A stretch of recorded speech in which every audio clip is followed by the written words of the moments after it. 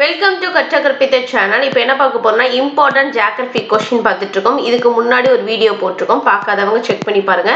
ஜியோகிராஃபில இருந்து 5 கொஸ்டின்ஸ் கேட்குறாங்க, ப்ளஸ் இதுல 5 கொஸ்டின்ல கரண்ட் அஃபேர்ஸும் இன்க்ளூட் தான் ஆகுது. ஸோ நம்ம இம்பார்ட்டன்ட் கொஸ்டின்ஸ் எல்லாமே கொஞ்சம் கொஞ்சமா பார்த்துட்டு இருக்கோம். இதுக்கு முன்னாடி ஹிஸ்ட்ரி, பாலிட்டி, சிவிக்ஸ், எக்கனாமிக்ஸ் எல்லாமே போட்டிருக்கோம், பார்க்காதவங்க செக் பண்ணி பார்த்துக்கோங்க. மொத்தம் இதுல ஒரு 40 கேள்விகள் இருக்கு. இந்த 40 கேள்விகளும் உங்களுக்கு யூஸ்ஃபுல்லா இருந்துச்சு, இல்லை இன்னும் இதே ஜியோகிராஃபில நிறைய வீடியோஸ் வேணும்னு நினைச்சீங்கன்னா எஸ் அப்படின்ற கமெண்ட்டையும் வீடியோக்கு ஒரு லைக் கொடுத்துருங்க. இப்போதான் நம்ம சேனலை ஃபர்ஸ்டா பாக்குறீங்க அப்படின்னா சப்ஸ்கிரைப் பண்ணிக்கோங்க, அப்பதான் நம்ம வீடியோ போடுறதெல்லாம் உங்களுக்கு வரும். இப்போ 40 கேள்வியில முதல் கேள்வியை பார்த்தலாம். லூனி மற்றும் மறைந்து போன சரஸ்வதி ஆறுகளின் படிவுகளால் உருவான சமவெளி எதுன்னு கேட்டிருக்காங்க. இதற்கு சரியான விடை ஆப்ஷன் ஏ, ராஜஸ்தான் சமவெளி. லூனி எந்த ஆறுன்னு பார்த்துக்கோங்க. லூனி மற்றும் மறைந்து போன சரஸ்வதி ஆறுகளின் படிவுகளால் உருவான சமவெளி ராஜஸ்தான் சமவெளி. அடுத்து இரண்டாவது கேள்வி.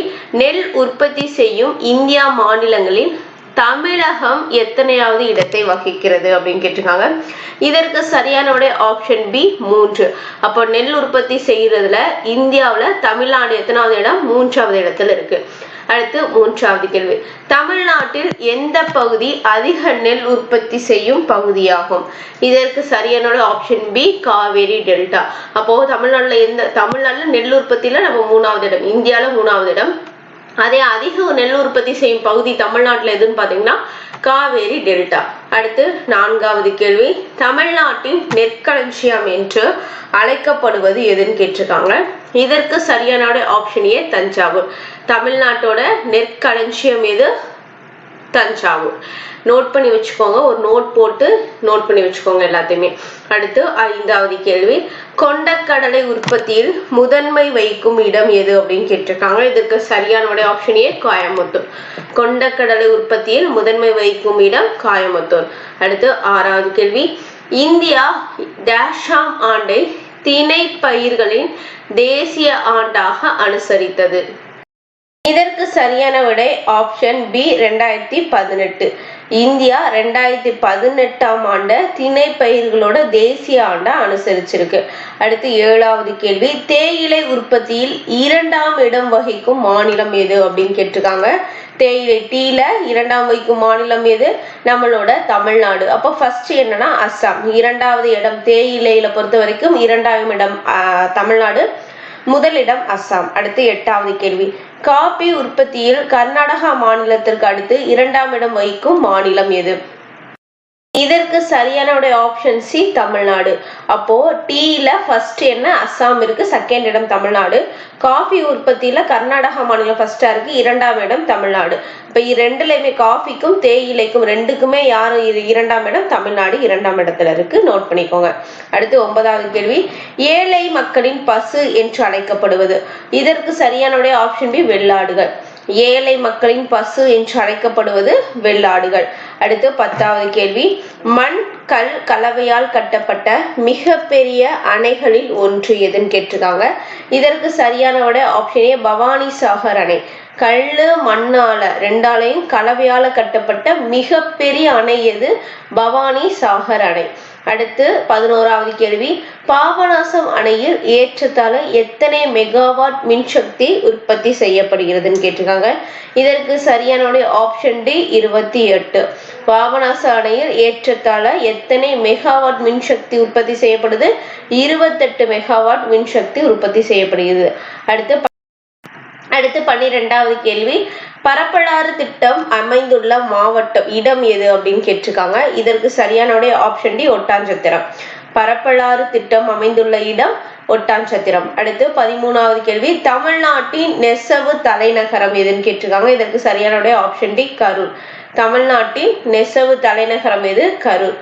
அடுத்து 14வது கேள்வி. நாட்டின் பட்டு உற்பத்தியில் தமிழ்நாடு எத்தனையாவது இடம் கேட்டிருக்காங்க. இதற்கு சரியான ஆப்ஷன் சி, 4. நாட்டின் பட்டு உற்பத்தியில் தமிழ்நாடு எத்தனையாவது இடம்? 4வது இடம். அடுத்து 15வது கேள்வி. மாவு அரைக்கும் இயந்திரம் புவியியல் குறியீடு பெற்ற ஊர் எது அப்படின்னு கேட்டிருக்காங்க. மாவு அரைக்கும் இயந்திரம் புவியியல் குறியீடு பெற்ற ஊர் எதுன்னு கேட்டிருக்காங்க. Option A, Coimbatore. அடுத்து 16வது கேள்வி, வெண்பட்டு புவியியல் குறியீடு பெற்ற ஊர் எதுன்னு கேட்டிருக்காங்க. இதற்கு சரியான ஆப்ஷன் டி சேலம். வெண்பட்டு புவியியல் குறியீடு பெற்ற ஊர் சேலம். இப்ப மாவு இறக்கு இயந்திரம் எது? கோயம்புத்தூர். வெண்பட்டு சேலம். அடுத்து 17வது கேள்வி, டேஷின் சில பகுதிகளில் செயற்கை பட்டு துணிகள் உற்பத்தி செய்யப்படுகின்றன. எங்க செயற்கை பட்டு துணிகள் உற்பத்தி செய்யப்படுதுன்னு கேட்டிருக்காங்க. இதற்கு சரியான ஆப்ஷன் டி ராமநாதபுரம். செயற்கை பட்டு துணிகள் எங்க உற்பத்தி செய்யப்படுது? ராமநாதபுரம். அடுத்து 19வது கேள்வி, இந்தியாவின் மக்கள் அடர்த்தியில் தமிழ்நாடு எத்தனையாவது இடத்தில் உள்ளது? இதற்கு சரியான ஆப்ஷன் சி 12வது. அப்போ இந்தியாவுல மக்கள் அடர்த்தியில தமிழ்நாடு 12வது இடத்துல இருக்கு. அடுத்து 19வது கேள்வி, தெற்கு ரயில்வேயில் தலைமையிடம் எங்கு அமைந்துள்ளது? தெற்கு ரயில்வே தலைமையிடம் எங்கு அமைந்துள்ளது? இதற்கு சரியான ஆப்ஷன் பி சென்னை. அடுத்து 20வது கேள்வி, மாநில பேரிடர் மேலாண்மை ஆணையத்தின் தலைவர். மாநிலத்துக்கு தான் கேட்டிருக்காங்க. அப்போ இதற்கு சரியான ஆப்ஷன் பி முதலமைச்சர். அடுத்து 21வது கேள்வி, தென்னிந்தியாவின் நெற்களஞ்சியம் என்று அழைக்கப்படும் டெல்டா எது அப்படின்னு கேட்டிருக்காங்க. இதற்கு சரியான விடை ஆப்ஷன் ஏ காவேரி டெல்டா. தமிழ்நாட்டின் நெற்களஞ்சியம் என அழைக்கப்படும் ஊர் எதுன்னு இந்த வீடியோல தான் பார்த்தோம். அதற்கு சரியான விடை தஞ்சாவூர். அப்போ தென்னிந்தியாவின் நெற்களஞ்சியம் என அழைக்கப்படும் டெல்டா எதுன்னு கேட்டிருக்காங்க. காவேரி டெல்டா. அடுத்து 22வது கேள்வி, இந்தியாவின் 3வது பெரிய விமான நிலையம் எங்கு அமைந்துள்ளதுன்னு கேட்டிருக்காங்க. இதற்கு சரியான விடை ஆப்ஷன் சி சென்னை. அப்போ முதல் பெரிய விமான நிலையம் மும்பை, 2வது பெரிய விமான நிலையம் டெல்லி, 3வது தான் சென்னை. ஞாபகம் வச்சுக்கோங்க. இந்தியாவுல முதல் பெரிய விமான நிலையம் மும்பை, நோட் பண்ணி வச்சுக்கோங்க. 2வது பெரிய விமான நிலையம் டெல்லி, 3வது சென்னை. அடுத்து 23வது கேள்வி, முழுமையான முதல் மக்கள் தொகை கணக்கெடுப்பு டேஷாம் ஆண்டு மேற்கொள்ளப்பட்டது? இதற்கு சரியான விடை 1881. முழுமையான, இந்த வார்த்தையை நம்ம நோட் பண்ண வேணும். முழுமையான முதல் மக்கள் தொகை கணக்கெடுப்பு 1881 நடைபெற்றிருக்கு. அதே முதல் மக்கள் தொகை கணக்கெடுப்பு அப்படின்னு கேட்டா 1872. முழுமையான முதல் மக்கள் தொகை 1881, முதல் மக்கள் தொகை 1872. இதையும் நோட் பண்ணி வச்சுக்கோங்க. அடுத்து 24வது கேள்வி, இந்தியாவில் குறைந்த எழுத்தறிவு பெற்ற மாநிலம் எது அப்படின்னு கேட்டிருக்காங்க. இதற்கு சரியான ஆப்ஷன் சி பீகார். பீகார்ல தான் படிக்காம வெளிநாட்டுக்குள்ள இருந்து வெளியில வேலைக்கு வர்றாங்க தமிழ் அல்லாதனால. அப்படி ஞாபகம் வச்சுக்கோங்க. இந்தியாவில் குறைந்த எழுத்தறிவு பெற்ற மாநிலம் பீகார். அடுத்து 25வது கேள்வி, தீபகற்ப பீடபூமியை இரு பெரும் பகுதிகளாக பிரிக்கின்ற ஆறு எதுன்னு கேட்டிருக்காங்க. Option D Narmada. தீபகற்ப பீடபூமியை இரு பெரும் பிரிவுகளாக பிரிக்கும் ஆறு நர்மதை. அடுத்து 26வது கேள்வி, சோட்டா நாக்பூரி பீடபூமி எந்த மாநிலத்தில் பெரும் பகுதியில் அமைந்துள்ளது? இதற்கு சரியான ஆப்ஷன் சி ஜார்க்கண்ட். 2 தடவை சொல்லும் போது ஆட்டோமேட்டிக்காவே உங்களுக்கு மைண்ட்ல நிற்கும். அதுக்கு தான் 2 டைம்ஸ் சொல்றது. சோட்டா நாக்பூரி பீடபூமி எந்த மாநிலத்தின் பெரும் பகுதி அமைந்துள்ளது? ஜார்க்கண்ட்ல. அடுத்து 27வது கேள்வி, இரும்புத்தாது மற்றும் நிலக்கரி போன்ற கனிம வளத்திற்கு புகழ் பெற்றது எதுன்னு கேட்டிருக்காங்க. இதற்கும் சரியான விடை ஜார்க்கண்ட். இரும்புத்தாதுக்கும் நிலக்கரிக்கும் இந்த 2 கனிம வளத்திற்கும் புகழ் பெற்ற இடம் எது? ஜார்க்கண்ட்.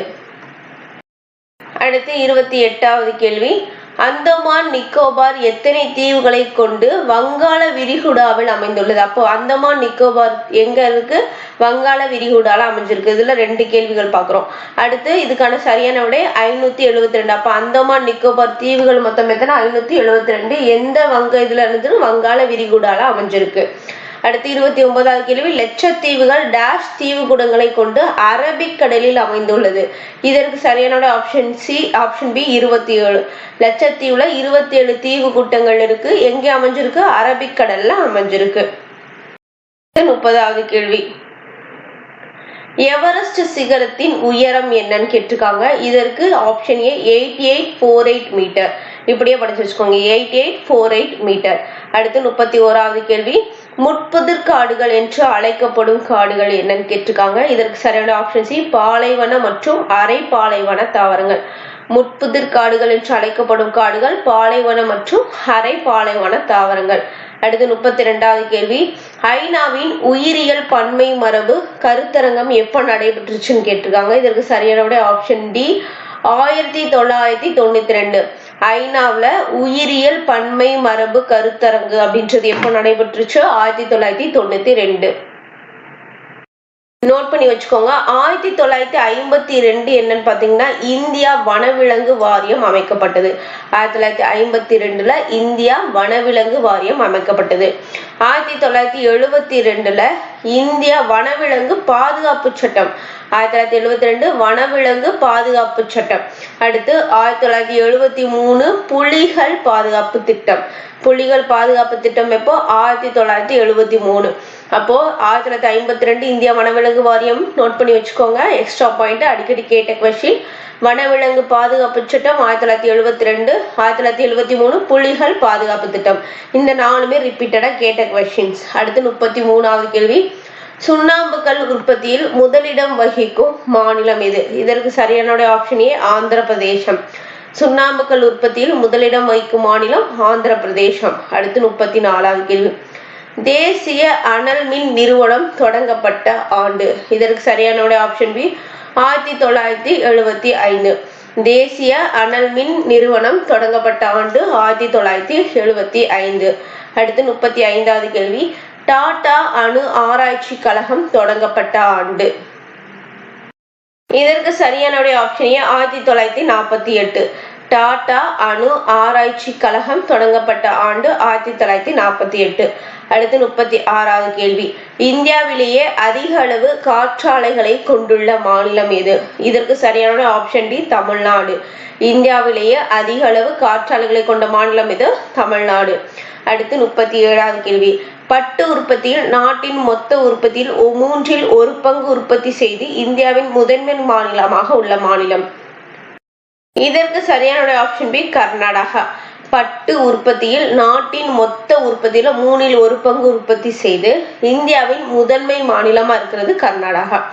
அடுத்து 38வது கேள்வி. உலக கரும்பு உற்பத்தியில் பிரேசிலுக்கு அடுத்தபடியாக உள்ள நாடு எதுன்னு கேட்டிருக்காங்க. இதற்கு ஆப்ஷன் பி இந்தியா. உலக கரும்பு உற்பத்தியில பிரேசில் தான் ஃபர்ஸ்ட், அதுக்கப்புறம் இந்தியா செகண்ட் இடத்துல இருக்கு. அடுத்து 39வது கேள்வி. இந்தியாவில் காகித உற்பத்தி செய்யும் முக்கிய மாநிலம் எது? ஆப்ஷன் பி மேற்கு வங்காளம். காகித உற்பத்தி செய்யும் முக்கிய மாநிலம் இந்தியாவில் மேற்கு வங்காளம். அடுத்து இந்த வீடியோவோட கடைசி கேள்வி. சாலைகளின் அடர்த்தி மிக அதிகமாக உள்ள மாநிலம் எதுன்னு கேட்டிருக்காங்க. இதற்கு சரியான ஆப்ஷன் டி கேரளா. சாலைகளின் அடர்த்தி மிக அதிகமாக உள்ள மாநிலம் எது? கேரளா. மொத்தம் இந்த வீடியோல 40 கேள்விகள் பார்த்துருக்கோம். இதுக்கு முன்னாடி பார்ட் 1 வீடியோவும் போட்டிருக்கோம். பார்க்காதவங்க நம்ம சேனல் இந்த வீடியோ முடிஞ்சதுக்கு அப்புறம் மேல லிங்க்ல காட்டும், செக் பண்ணி பார்த்துக்கோங்க. அந்த வீடியோ பிடிச்சிருச்சு அப்படின்னா லைக் பண்ணுங்க. அந்த வீடியோ இப்பதான் ஃபர்ஸ்ட் டைம் பாக்குறீங்க அப்படின்னா இதே மாதிரி உங்களுக்கு வீடியோஸ் வேணும்னு நினைச்சீங்கன்னா கமெண்ட்ல எஸ் கொடுங்க, வீடியோக்கு ஒரு லைக் கொடுங்க. இப்பதான் நம்ம சேனலை புதுசா பாக்குறீங்கன்னா சப்ஸ்கிரைப் பண்ணிக்கோங்க. நன்றி.